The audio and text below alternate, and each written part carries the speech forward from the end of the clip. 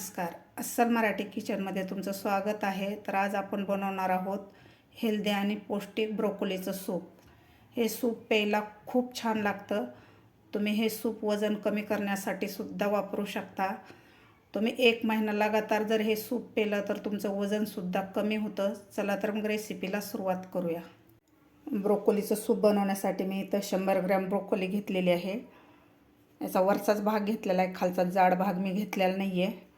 आता आपल्याला हे स्वच्छ धुवून घ्यायचे आहे ब्रोकोली. तर यामध्ये थोडंसं मीठ घालायचं आहे.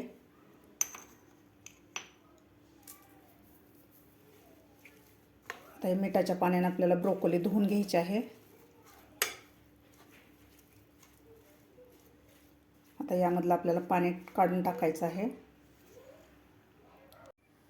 सूप बनवण्यासाठी मी इथे एक कढई ठेवलेली आहे.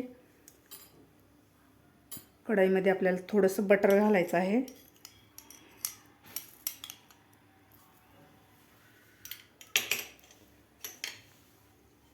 बटरमध्ये आपल्याला थोडंसं अर्धा इंच आलं मी खिसून घेतलेलं आहे ते घालायचं आहे. थोडंसं फ्राय करून घ्यायचं आहे आपल्याला आलं बटरमध्ये.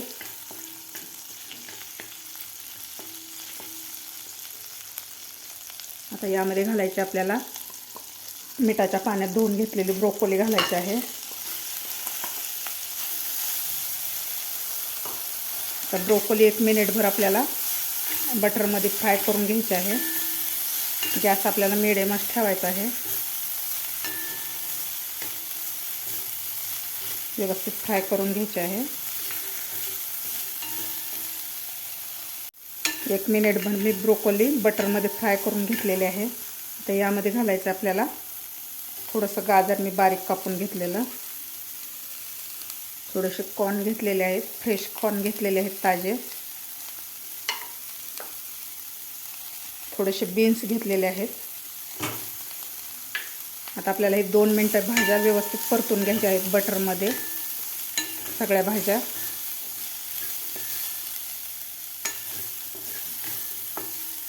मीडियम गॅसवर परतून घ्यायच्या आहेत भाज्या आपल्याला.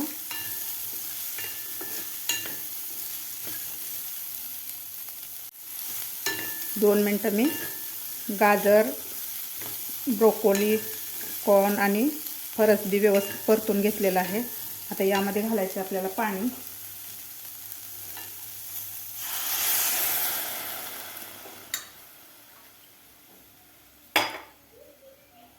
इथं मी 2 वाट्या पाणी घातलेलं आहे.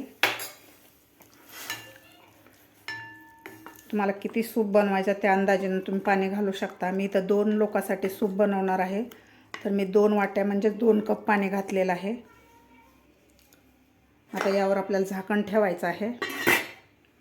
झाकण ठेवून आपल्याला 7 ते 8 मिनिट हे भाज्या शिजवून घ्यायच्या आहेत. यामध्ये आपल्याला 2 तमालपत्र घालायचे आहेत.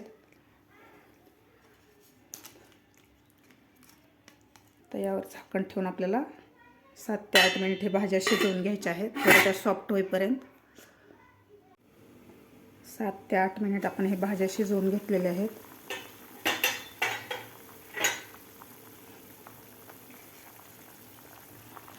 व्यवस्थित आपल्या भाज्या शिजलेल्या आहेत.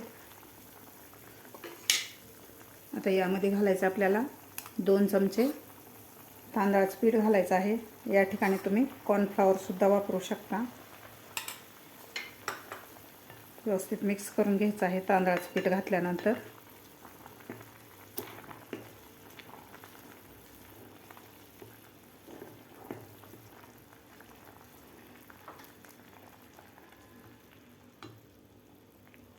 आता यामध्ये घालायचं आपल्याला अर्धा चमचा जिऱ्याची पूड, भाजलेली जिऱ्याची पूड, पाव चमचा काळी मिरी पूड, चवीपुरतं मीठ.